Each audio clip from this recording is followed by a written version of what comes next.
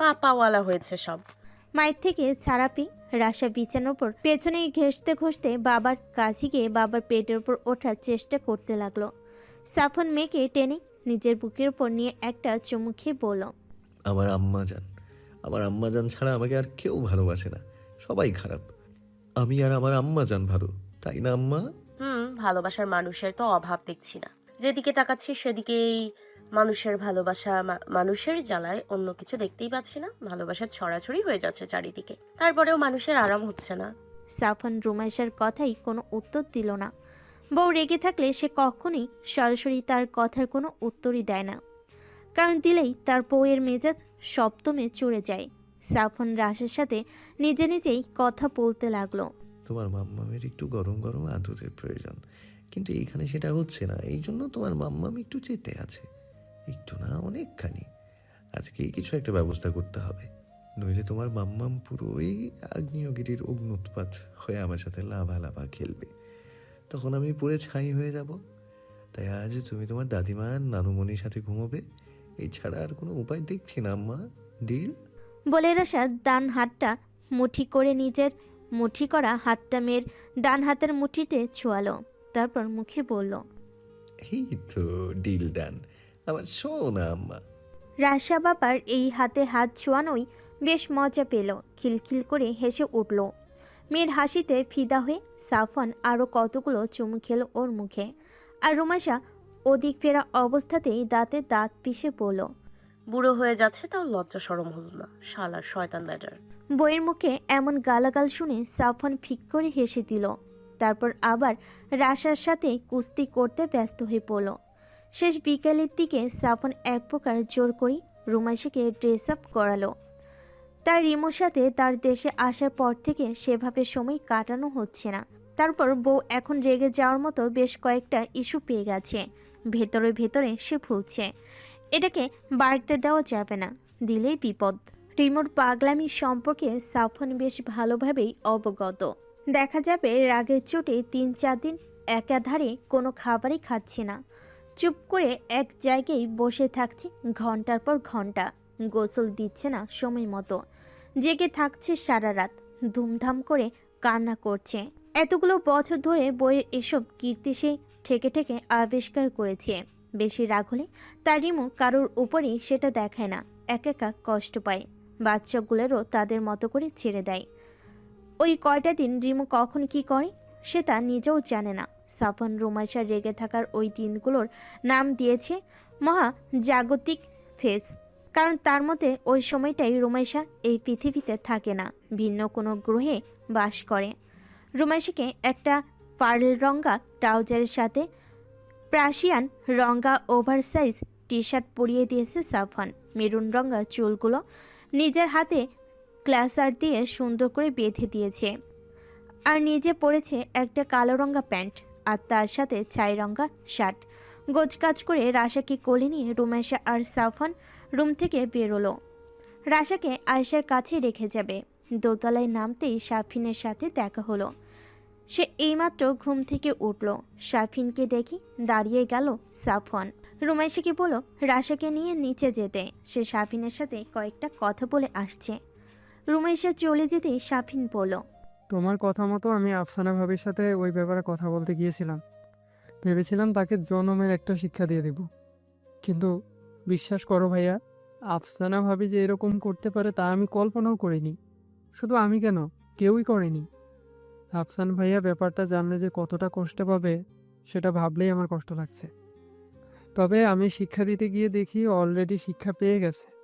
আমি গিয়ে যখন ভাবিকে এই বিষয়ে জেরা করলাম, তখন সে দেখি ফ্যাচ ফ্যাচ করে কান্না শুরু করেছে আর বলছে তার ভুল হয়েছে, এরকম সে আর করবে না। রুমি আপু যেন তাকে এবারের মতো ক্ষমা করে দেয়। পরে আমি জিজ্ঞেস করলাম কি ব্যাপার, রুমি আপু এর ভেতরে কই থেকে আসলো।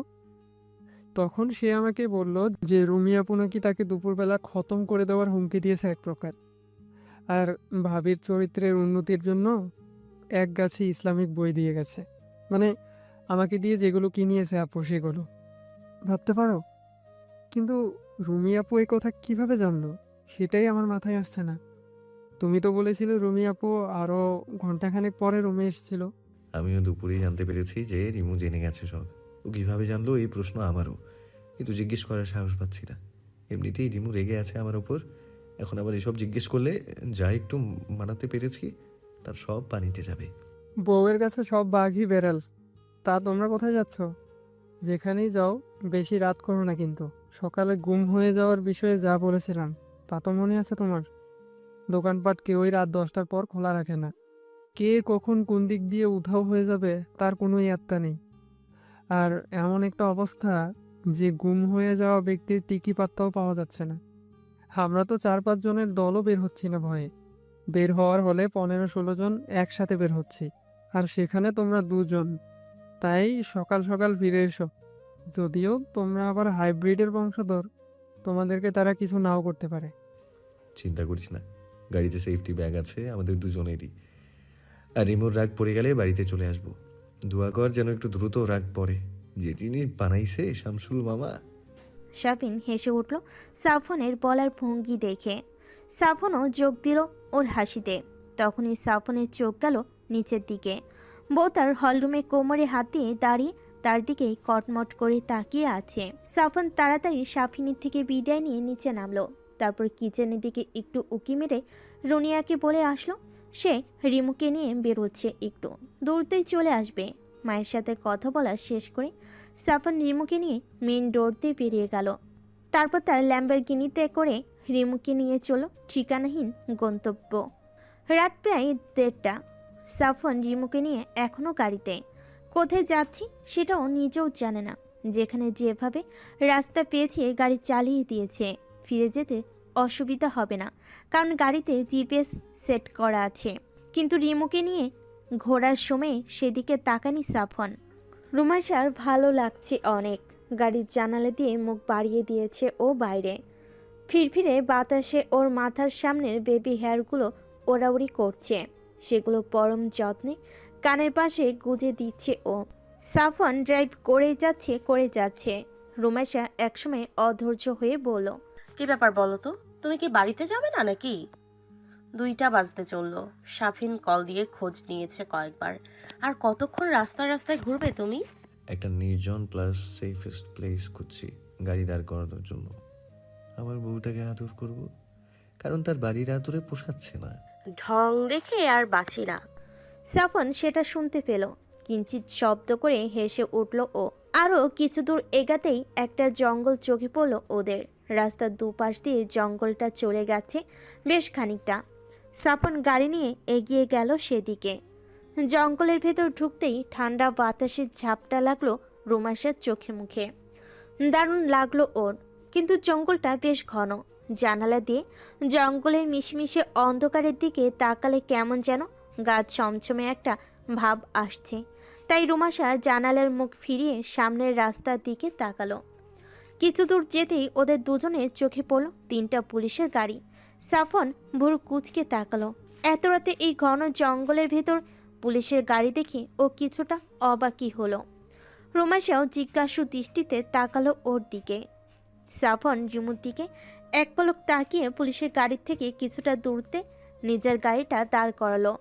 তার সাথে সাথেই রুমাইশার নাকে ভেসে এলো এক উৎকণ্ঠ গন্ধ। রুমাইশার সাথে সাথে নাক চেপে ধরল হাত দিয়ে। সাফন ওকে হঠাৎ এভাবে নাক চেপে ধরতে দেখে জিজ্ঞেস করলো, কিসের গন্ধ পাচ্ছ তুমি? খুব খারাপ নাকি? খুবই জঘন্য। তোমার মনে আছে আমরা একবার ফরেস্টের অনেক ভেতরের দিকে গিয়ে একটা ট্রাই পেয়েছিলাম যারা গায়ে কিছু পরতো না?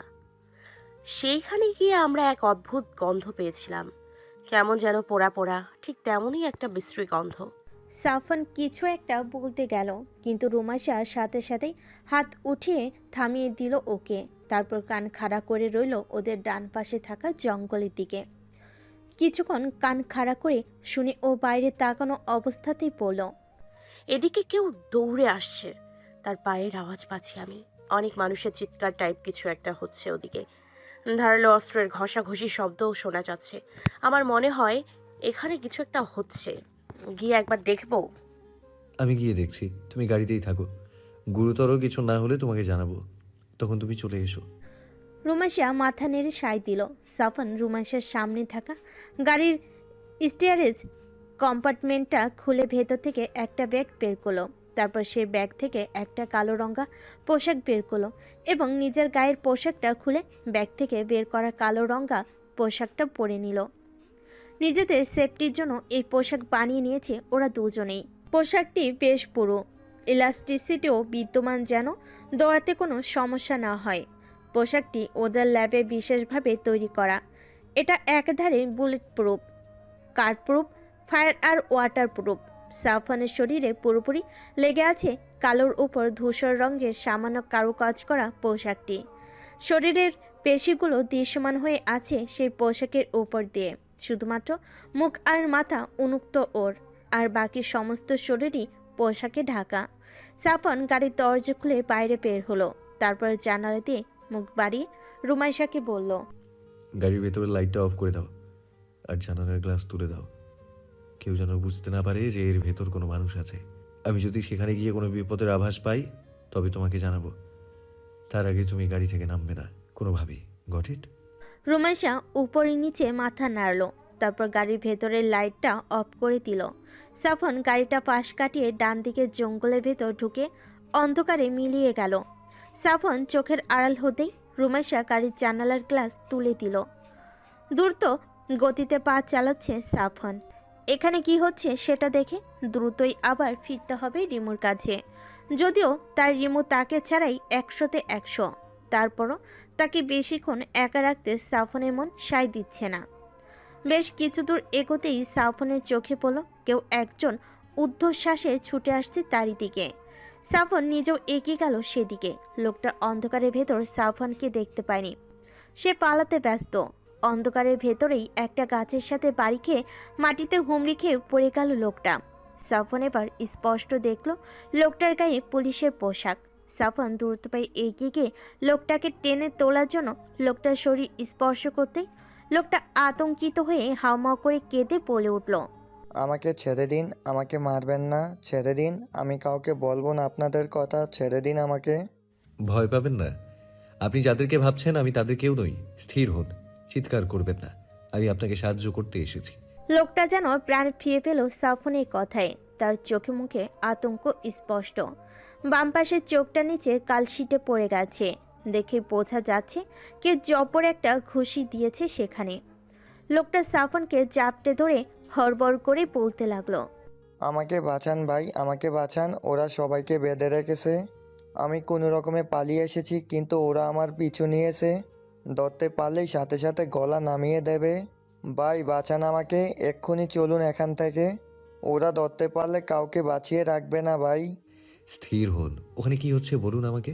কারা আছে ওখানে আর কতজন? ওরা আপনাদেরকে বেঁধে রেখেছে কেন? আর আপনারাই বা এখানে কি করছেন?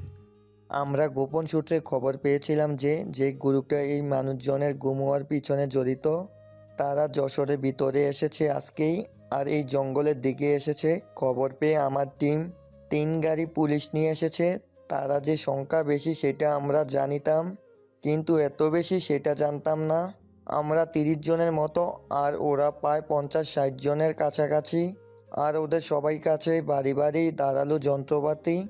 আমরা এখানে এসে গাড়ি থেকে নেমে বন্দুক নিয়ে জঙ্গলে নেমে পড়ি সবাই। আমরা পত কয়েকটি দলে বিভক্ত ছিলাম, কিন্তু ওরা আমাদের উপস্থিতি টের পেয়ে ফাঁদ পেতে আমাদের সবাইকে ধরে ফেলে। সেখানে আমরা ছাড়াও আরও কিছু লোক আছে ভাই, যাদেরকে ওরা ধরে রেখেছে। কিন্তু ওরা মানুষজন ধরে কি করছে? বাইরে পাচার করছে নাকি মেরে ফেলছে? কে ফেলেছে ভাই? ওরা নরখাদক, ওখানে বিশাল এক আগুন জ্বালিয়েছে ওরা। সেখানে অলরেডি আমাদের 2 জন কলিগকে জলসানো হচ্ছে ভাই। সে দৃশ্য দেখার মতো না ভাই। বলতে বলতে লোকটা কেঁদে উঠল আবারও। সাফওয়ান এতক্ষণে বুঝলো কেন রিমু ওই টাইপের ওইখানের গন্ধ পাচ্ছিল। কারণ ওরাও মানুষের মাংস খেত, যা রিমুকে ও বলেনি সেদিন, এখনও বলেনি। সাফওয়ান লোকটাকে শান্ত হতে বলে বলল, চুপচাপ হেঁটে রাস্তায় উঠবেন, কোনো সাউন্ড করবেন না। আপনারা যেখানে গাড়ি রেখেছিলেন তার পেছনে খানিকটা দূরে একটা কালো গাড়ি রাখা। সেখানে গিয়ে গাড়ির জানালায় নক দেবেন। ভেতরে আমার ওয়াইফ আছে, সে আপনাকে সেফটি দেবে, ঠিক আছে? লোকটি কান্নার চোখে মাথা নাড়ল। তারপর সাফওয়ান ওকে পাঠিয়ে দিল রাস্তার দিকে। এরপর নিজের কানের ব্লুটুথ ডিভাইসটা রুমাইশের সাথে কানেক্ট করে বলল, রিমু, একটা হ্যাংলা পাতলা পুলিশের পোশাক পরা লোক যাচ্ছে সামনের দিকে। সে গিয়ে গাড়ির জানালায় নক দিলে তুমি তাকে ভেতরে নিয়ে নেবে। আর হ্যাঁ, আমি যতক্ষণ না বলবো ততক্ষণ ভুলেও গাড়ি থেকে নামবে না, ভুলেও না। ওদিকে কি হচ্ছে? গুরুতর কিছু হয়েছে? এখন কিছুই বলতে পারবো না রিমু, আমার হাতে সময় নেই। পরে তোমাকে সব বলবো। আর যে লোকটা যাচ্ছে তার কাছে শুনলেও তুমি পেয়ে যাবে। তবে কেউ যেন না বুঝতে পারে যে গাড়ির ভেতর কেউ আছে। Got it? কিন্তু তুমি ব্লুটুথ ডিভাইসটা আমার সাথে কানেক্ট করে রেখো, ডিসকানেক্টেড হইও না। সাফন ওকে বলে সামনে পা চালালো। রুমাইশা গাড়িতে বসে আছে বাইরের দিকে তাকিয়ে। অনেকক্ষণ হওয়ার পরও সে পুলিশের লোকটা এসে পৌঁছায়নি। গাড়ির গ্লাসটা নামিয়ে যে একটু দেখবে সেটাও পারছে না। ওদিকে কি হচ্ছে সেটা জানার জন্য ওর মনের ভেতর আকুপাকু করছে। কিছুক্ষণ পরেই কারোর পদশব্দ কানে এলো ওর। জানালার গ্লাসের ভেতর দিয়ে ও দেখতে পেল সাফনে বিবরণ দেওয়া সেই পুলিশের পোশাক পরা লোকটা এদিকেই আসছে। কিন্তু রুমাইশা বের হলো না। লোকটার জানালায় এসে নক দেওয়ার অপেক্ষায় বসে রইল। লোকটা রাস্তায় উঠে এদিক ওদিক কিছুক্ষণ সতর্ক দৃষ্টিতে চারপাশে নজর বুলালো। তারপর রুমাইশাদের গাড়ির দিকে সপ্তর্পণে পা ফেলে এগোলো। গাড়ির কাছে এসে লোকটা আবারও চারিদিকে একবার নজর বুলালো। রুমাইশা লোকটাকেই পরখ করছে দেখতে পাওয়ার পর থেকে। লোকটার হাবভাব বোঝার চেষ্টা করছে। লোকটা এদিক ওদিক তাকানো শেষ করে মৃদু গতিতে জানালার গ্লাসে টোকা দিল। রুমাইশা খট করে গাড়ির দরজা খুলে নেমে এলো। রুমাইশাকে দেখে দু কদম পিছিয়ে গেল লোকটা। রুমাইশা গাড়ির পেছনের ছিটে দরজা খুলে দিল লোকটার জন্য। লোকটা কৃতজ্ঞতার হাসি দিল। এরপর যখন লোকটা গাড়িতে উঠতে যাবে ঠিক তখনই জঙ্গলের ভেতর থেকে সপাং করে একটা ধারালো তীর এসে খচ করে লোকটার পিঠ ভেদ করে বুক চিরের সামনে বেরিয়ে এলো। ঘোর বিপদ টের পেয়ে রুমাইশা ঝড়ের গতিতে গাড়ির ভেতর ঢুকে দরজা লাগিয়ে দিল। ব্লুটুথ ডিভাইসের ওপাশ থেকে সাফন চাপা সুরে জিজ্ঞেস করলো, রিমু, তুমি ঠিক আছো?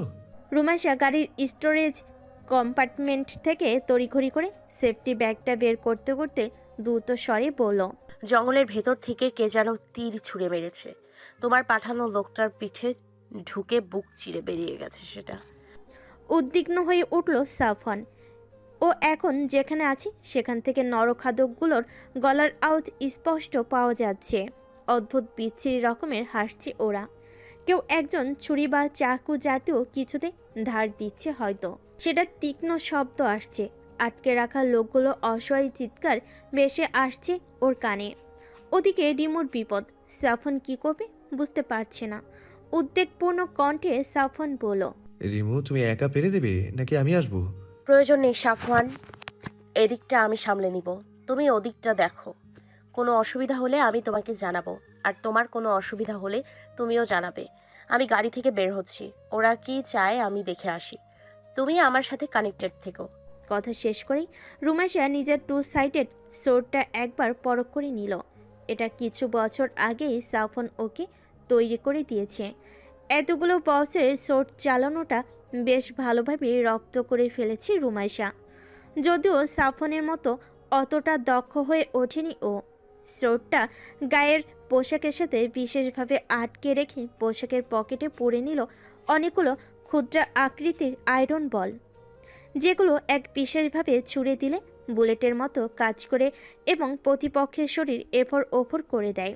অস্ত্র শস্ত্রগুলো ঠিকঠাক করে গুছিয়ে নিয়ে এবার নিজের চুলগুলো ভালোভাবে বেঁধে নিল রুমাইশা। আর তারপর চোখ থেকে কৃত্রিম লেন্স দুটো খুলে ফেল। শত্রুর সামনে নিজের সত্তা লুকিয়ে রাখার কোনো প্রয়োজন নেই। আর এরপরই বুক ভরে দম নিয়ে এক ঝটকে গাড়ির ভেতর থেকে বেরিয়ে এলো রুমাইশা। অন্ধকারের ভেতর দূরতি ছড়াতে লাগলো ওর সবুজা আভ হলুদ রঙা চোখ দুটো। তীক্ষ্ণ চোখে একবার ওদের দিকে ছোড়া তীরের সম্ভাব্য দিকটার দিকে তাকালো ও। নিশাচুরি দুটো স্পষ্ট দেখতে পেল জঙ্গলের বেশ খানিকটা ভেতরেই উবু হয়ে বসে ওর দিকে তাকিয়ে আছে কয়েক জোড়া চোখ। পরনে তাদের ট্রাইবাল পিপলদের মতো পোশাক, দেখতে বিদেশি, সবারই লম্বা চুল, একজনের হাতে তীর ধনুক রুমাইশার দিকেই তাক করে রাখা। আর সেই মুহূর্তেই সেই তাক করে রাখা তীর ধনুকের সাথে সাং করে একটা তীর ছুঁড়ে দিল জঙ্গলি লোকটা। সেটা এসে সোজা রুমাইশার পেট বরাবর লাগলো। কিন্তু বিশেষ ফাইবারের তৈরি পোশাকটা ভেদ করে তীরের ফলা রুমাইশার শরীর ছুঁতে পারল না। শরীর ছোঁয়া তো দূর, রুমাশা সামান্য ব্যথাও পেল না। তীরটা রুমাশার পোশাকে বাড়ি খেয়ে নিচে আশ্রে পড়ল। রুমাশা নিচে আশ্রে পড়া তীরটার দিকে তাকালো একবার, আর তারপর মাথা তুলে সোজা তাকালো তার দিকে তীরছোড়া ব্যক্তিটার দিকে। লোকগুলো এতক্ষণ রুমাশার দিকে তীক্ষ্ণ তীর ছুটতে ব্যস্ত ছিল। রুমাশার চেহারাটা ওরা খেয়ালই করেনি, কিন্তু এতক্ষণে খেয়াল করলো ওরা। রুমাশার দিকে তীর ছোড়া ব্যক্তিটা ওই জলজলে চোখ দুটোর দিকে তাকিয়ে আটকে উঠল। এমন চোখ সে জীবনে কখনো দেখেনি। জলজলে চোখ দুটোর দৃষ্টি সরাসরি তাদের দিকে। অত দূর থেকে যে ওই জলজলে চোখের অধিকারী মানবীটা তাদের দেখতে পাচ্ছে, সেটা চিন্তা করেই গলা শুকিয়ে এলো লোকটার। তার পাশে থাকা বাকি দুজনও তাকালো রুমাশার দিকে, আর রুমাশা ওর দিকে তীরছোড়া লোকটার একেবারে চোখের দিকে তাকিয়েই অদ্ভুত সুন্দর এক হাসি দিল। প্রায় জনা 50 বা তারও বেশি পুরুষ এবং নারী মিলে হল্লা করছে এক বিশাল আগুনের চারিদিকে। সে আগুনের ভেতর দুইটা মানব দেহকে বারবিকিউয়ের মতো করে পোড়ানো হচ্ছে। পোড়া শরীরগুলোতে মাঝে মাঝে দূর থেকে মশলা ছিটিয়ে দিচ্ছে কয়েকজন। লোকগুলোর পরনে আদিবাসীদের ন্যায় পোশাক। প্রায় সবার হাতেই দাবা খড়গ জাতীয় অস্ত্র। অধিকাংশ আগুনের চারপাশ দিয়ে জঙ্গলি নৃত্য করছে আর মুখ থেকে অদ্ভুত অদ্ভুত সুর করছে। আর বাকিরা মাটিতে বসে বসে মানুষের মাথার খুলিত করে কিছু একটা পান করছে। এদের ভেতর 15 জনের মতো দেশি মানুষজন, আর বাকি সবাই ভিনদেশি। কেউ কৃষ্ণাঙ্গ, আবার কেউ শ্বেতাঙ্গ। ওদের চেহারা দেখে একেবারেই মনে হচ্ছে না এরা জঙ্গলি। এদের অধিকাংশের চেহারাতেই শিক্ষিতের ছাপ, অনেকের চোখে চশমা। এদের ভেতরে লিডার গোছের লোকটা এই হল্লা থেকে কিছুটা দূরে একটা উঁচু ডিবির ওপর বসে আছে। তার পাশে বসে আছে দুজন অল্প বয়সী মেয়ে, আর সেই ঢিবিরই এক পাশে হাত পা বেঁধে বসিয়ে রাখা হয়েছে প্রায় 30-35 জন লোককে। তাদের ভেতরের প্রায় সবারই পুলিশের পোশাক। অল্প কয়েকজন সাধারণ মানুষ, আর এদেরকে পাহারা দিচ্ছে আর কয়েকজন জঙ্গলি পুরুষ। সাফন জঙ্গলিগুলোর দিকে বেশ খানিকটা দূরে গাছপালার আড়াল থেকে সবগুলোর অবস্থান দেখে নিয়ে মনে মনে ছক কষে নিল কিভাবে কি করবে।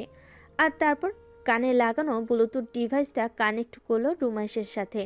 রুমাইশাকে লাইনে পেয়ে সাফন চাপা সুরে জিজ্ঞেস করলো, রিমু তুমি ঠিক আছো? ওদিকে সিচুয়েশন বলো। এই যে এইখানে 3 জন জঙ্গলি পশু ছিল, জবাই দিয়ে দিয়েছি। একটু শব্দ করার ফুরসতও পায়নি ওরা। তুমি ওদিকের সিচুয়েশন বলো। এরা কারা আর এইখানে কি করছে? এরা নরখাদক। এখানে এদের সংখ্যা প্রায় 50-60 জনের মতো। সবার হাতেই অস্ত্র, ধারালো অস্ত্র, তবে আধুনিক নয়। রাস্তায় যে 3টা পুলিশের গাড়ি দেখছিলে, সেই গাড়ির পুলিশগুলোকে এখানে জিম্মি করে রাখা হয়েছে। আর তাদের ভেতরে 2 জনকে এখন আগুনে ঝলসে বারবিকিউ করা হচ্ছে। প্রায় 30 বা তার অধিক মানুষকে আটকে রাখা হয়েছে। হয়তো ওরা পরে খাবে ওদের। এখন আমার প্ল্যান শুনো। জঙ্গলিগুলোর নৃত্য থেমে গেছে। ওরা এখন খাওয়ার প্রস্তুতি নিচ্ছে। সবাই মাটিতে বসে পড়েছে লাইন বেঁধে। লিডার তার আসন থেকে নেমেছে। সে এখন আগুনে ঝলসানো মাংস কেটে কেটে ভাগ করবে, তারপর সবাইকে দিবে। লিডার হাত দেওয়ার আগে কেউই খাবার স্পর্শ করতে পারবে না। সাফন দাঁড়িয়ে আছে অন্ধকারের ভেতর, হাত পা বেঁধে রাখা পুলিশ আর সাধারণ মানুষের পেছনে কিছুটা দূরত্ব নিয়ে। এই সময় সাফন হাঁটু গেড়ে বসলো মাটিতে, তারপর নিজের ডান হাতের তালুতে মাটি স্পর্শ করলো। গত 10-12 বছর সাফন শিখেছে কোনো জঙ্গলের সরীসৃপগুলো তার প্রতি আকৃষ্ট হতো, আর কিভাবে তাদেরকে নিয়ন্ত্রণ করা যায়। এখন সে চাইলে সরীসৃপগুলোকে তার প্রতি আকৃষ্ট করতে পারে, তাদেরকে যেদিকে ইচ্ছে সেদিকে নিতে পারে, যেটা ইচ্ছে করতে পারে। মাটিতে হাত রেখে সাফন ওর গলা দিয়ে এক অদ্ভুত ধরনের শব্দ করলো, আর সেই সাথে নিজের ডান হাতটা এক সুনির্দিষ্ট গতিতে মাটিতে ঘষে নিল। তার করা সেই শব্দের কম্পাঙ্ক সাধারণ মানুষের কানে পৌঁছালো না ঠিকই, কিন্তু যাদের কানে পৌঁছানোর প্রয়োজন তারা সবাই সচকিত হয়ে উঠল এই অদ্ভুত আহ্বানে। লিডার ব্যক্তিটা তার খড়গ দিয়ে ঝলসানোর দেহগুলো টুকরো টুকরো করলো, তারপর তার সহযোগীদের দিয়ে সবার হাতে হাতে পৌঁছে দিল মাংস, কিন্তু কেউ স্পর্শ করলো না। লিডার খাবার মুখে দেওয়ার আগে সাধারণ কারোর খাবার মুখে দেওয়ার নিয়ম নেই। যে নিয়ম ভঙ্গ করবে সেই পরের বার অন্যদের খাবারে পরিণত হবে। খাবার বন্টন শেষে লিডার নিজের জন্য নির্ধারিত জায়গায় যেতে নিল। তখনই মাটিতে বর্ষর শব্দ হতে শুরু করলো। শব্দটা ক্রমেই বাড়তে লাগলো। প্রথমে কেউ সেদিকে খেয়াল না করলেও শব্দ যখন তীব্র হলো তখন সবার খেয়াল গেল সেদিকে। চারিদিক থেকে এক অদ্ভুত শব্দ ভেসে আসছে মাটি বেয়ে। ব্যাপারটা বুঝে উঠতেই চারিদিক থেকে ঝাঁকে ঝাঁকে মাটি বেয়ে আসতে থাকলো খড়বাকৃতির কালো রঙা চিকন শরীরের সাপ, যেগুলো পিঠের উপর দিয়ে সাদা রঙা 3টা রেখা চলে গেছে মাথার থেকে লেজ পর্যন্ত। হঠাৎ এতগুলো সাপের উপস্থিতিতে হকচকিয়ে গেল সবাই। সাপগুলো এঁকে বেঁকে চলে এলো জঙ্গলিগুলোর পায়ের কাছে। মাটিতে কিলিবিলি করতে থাকলো সেগুলো। অনেকের শরীর বেয়ে উপরে উঠে গেল বেশ কয়েকটা। চিৎকার জুড়ে দিল জঙ্গলিগুলো। মাটির উপর লাফালাফি করতে থাকলো অনেকে। নিজেদের হাতের অস্ত্রগুলো দিয়ে সাপগুলোকে প্রতিহত করার চেষ্টা করলো অনেকে, কিন্তু সাপগুলো খুবই দ্রুত গতিতে এদিক ওদিক ছুটে চলেছে। সহজে তাদেরকে ধরাশায়ী করা যাচ্ছে না। পাহারারত গার্ডগুলো নিজেদের লিডারের নিরাপত্তা নিশ্চিত করতেই আটকে রাখা মানুষগুলো রেখে চলে আসলো লিডারের কাছে। অদ্ভুত ব্যাপার হলো সাপগুলো কাউকেই কামড়াচ্ছে না, শুধু ওর গা বেয়ে উঠে পড়ছে আর আশপাশ দিয়ে ঘুরঘুর করছে। কিছুক্ষণ পর সাপগুলো হঠাৎ করে এদিক ওদিক ছুটে পালিয়ে গেল, যেভাবে এসেছিল ঠিক সেভাবে। জঙ্গলিগুলো যেন হাঁপ ছেড়ে বাঁচল। লিডার লোকটা অদ্ভুত এক ভাষায় জিজ্ঞেস করলো যে সাপ কাউকে কামড়েছে কিনা, কিন্তু কেউ কোনো কথা বলল না। সাপগুলো কাউকেই কামড়ায়নি। লিডার লোকটা ভেবে পেল না হঠাৎ কি হলো। ব্যাপারটাকে পুরোপুরি ন্যাচারাল কোনো ফেনোমেনন হিসাবেই ধরে নিল সে। কিন্তু তখনই একজন পাহাড়দার চিৎকার করে সেই অদ্ভুত ভাষাতে বলে উঠল যে তাদের আটকে রাখা লোকগুলোর একটাও আর নেই, সবাই পালিয়েছে। সবার তখন হুঁশ ফিরল। এতক্ষণ নিজেদের নিয়ে ব্যস্ত ছিল তারা, সেদিকে কেউ খেয়ালই করেনি। কিন্তু লিডার ব্যক্তিটার মাথায় এলো না এত শক্ত করে বাঁধা বাঁধন কে খুলবে। সবার হাত পায়ে এক বিশেষ বন্ধনে বাঁধা ছিল, যা খুলতে গেলে বিশেষ পদ্ধতি অনুসরণ না করলে খোলা কখনোই সম্ভব নয়। আর এই বিশেষ পদ্ধতি শুধুমাত্র ট্রাইবে থাকা গোটি কয়েক মানুষই জানত। আর যদি বেঁধে রাখা লোকগুলোর ভেতরের কেউ এটা করে, তবে এতগুলো মানুষের বন্ধনী খুলতে গেলে অনেক সময় লাগার কথা। এত অল্প সময়ে এতগুলো বন্ধনী খোলা মোটেও সাধারণ ব্যাপার নয়। আর তার থেকেও বড় বিষয় যে তাদের ধরে রাখা লোকগুলো পালিয়েছে, যাদের অধিকাংশই পুলিশের লোক। তাদের এখনই এখান থেকে পালাতে হবে, নইলে একবার ধরা পড়ে গেলে জীবন শেষ হয়ে যাবে। কিন্তু পালানোর আগে একবার শেষ চেষ্টা করার সিদ্ধান্ত নিল লিডার। সে সবার উদ্দেশ্যে বলল। লিডারের আদেশ পাওয়া মাত্রই সবাই দলে দলে বিভক্ত হয়ে পড়ল আর ছুটে চলল জঙ্গলের ভেতরে। জঙ্গলের রাস্তার দিকটাতে একটা নির্জন আর অন্ধকারাচ্ছন্ন জায়গাতে পাশাপাশি ঘাপটি মেরে বসে আছে রেস্কিউ করা পুলিশের দলটি। কেউ কোনো সারা শব্দ করছে না। সবার হাতেই গাছের কাঁচা মাঝের ডাল, যেগুলোর মাথা সূচালো করা। চারিদিকে নজর বুলাচ্ছে তারা। কোনো জঙ্গলিকে দেখলে সাথে সাথেই হাতের পয়সাটা দিয়ে তার ভবলীলা সাঙ্গ করে দিবে তারা। পুলিশদের ভেতরের একজন নিজের পকেট থেকে ফোন বের করলো। অন্যরা তাকে আড়াল করে নিল, যেন কোনো জঙ্গলি আলো দেখে এদিকে চলে না আসে। সবার ফোন ওই জঙ্গলিগুলোই কুক্ষিগত করে নিয়েছে, কিন্তু এই একটা ফোন ভাগ্যক্রমে তারা নিতে পারেনি। পুলিশটা ফোন বের করে হেড অফিসে কল করলো। দুবার রিং হতে কল রিসিভ করলো কেউ করে সেই লোকটা উদ্বিগ্ন কণ্ঠে বলে উঠল, মিস্টার আফতাব, আপনাদেরকে আমরা গত কয়েক ঘন্টা ধরে ট্রেস করার চেষ্টা করছি, কিন্তু আপনাদেরকে পাচ্ছি না। ওদিকে সিচুয়েশন বলুন, কি হচ্ছে ওখানে? আপনারা এখন কোথায় আছেন, কি অবস্থায় আছেন? স্যার, আমরা ভয়ানক বিপদে আছি। আপনি দ্রুত স্পেশাল ফোর্স পাঠানোর ব্যবস্থা করুন উইথ আর্মস। আমরা এখানে নরখাদকের পাল্লায় পড়েছি। এরা সংখ্যায় অনেক। আমাদেরকে ধরে ফেলেছিল এরা। দুজন পুলিশকে ওরা অলরেডি ঝলছে ফেলেছে, আর এখন তাদের খাওয়ার প্রস্তুতি চলছে। আর অন্য আর একজনকে তীরে বেঁধে মারা গেছে বলে জেনেছি আমরা। ওদের হাত থেকে আমরা কোনো মতে বেঁচে ফিরেছি। একজন নাম না জানা ব্যক্তি আমাদেরকে ওদের হাত থেকে পালাতে সাহায্য করেছে। এখন আমরা সবাই লুকিয়ে আছি জঙ্গলের ভিতরের এক কোণায়। আর সেই লোকটা আবার জঙ্গলিগুলোর উদ্দেশ্যে ফিরে গেছে। কি বলো? নরখাদক? আর যে লোকটা তোমাদেরকে সাহায্য করেছে সে আবার ফিরে গিয়েছে কেন? একাই গিয়েছে? জি স্যার, সে একাই গিয়েছে। তবে চিন্তা করবেন না, সে সাধারণ কেউ নয়, সে খুবই দক্ষ কেউ। হয়তো সে কোনো ফোর্সের সদস্য, শরীর দেখে সেরকমই মনে হচ্ছে। হয়তো সে আমাদের দেশের কেউ নয়, কারণ তার পোশাক অনেক উন্নত।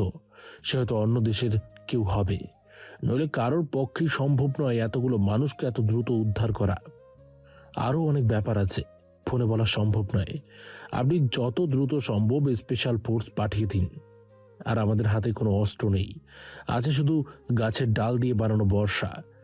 এগুলো ওই লোকটাই বানিয়ে দিয়ে গেছে। আমাদের অস্ত্রগুলো ওই নরখাদকদের আস্তানাতেই পড়ে আছে। Force on the way. আপনারা চিন্তা করবেন না, ঘন্টা খানেকের ভেতরেই ফোর্স পৌঁছে যাবে আপনাদের কাছে। আর এই লোকটার পরিচয় আমার চাই। তার মতো একজন দক্ষ লোক আসলে কে সেটা জানা প্রয়োজন। আপনি চেষ্টা করবেন তার পরিচয় জানার। নাও স্টে সেফ। বলে খট করে কল কেটে দিলেন অফিসার। সাফন আবার চলেছে জঙ্গলিদের আস্থানের দিকে। রেস্কিউ করা লোকগুলোকে একটা নিরাপদ জায়গায় রেখে তাদের হাতে নিজের তৈরি বর্ষা আর নিজের একটা ধারালো চাকু দিয়ে এসেছে। এখন তার একটাই কাজ বাকি আছে, জঙ্গলিগুলোকে শেষ খাওয়াটা না খাওয়াই উপরে পাঠানো। সাফন নিজের ব্লুটুথ ডিভাইসটা রোমান্সের সাথে কানেক্ট করলো, তারপর বলল, সিচুয়েশন বলো। 10 ম্যান ডাউন। লিডার আর দেশি কুকুরগুলো ছাড়া সবগুলোকে মজা বুঝিয়ে দাও। ওকে বস।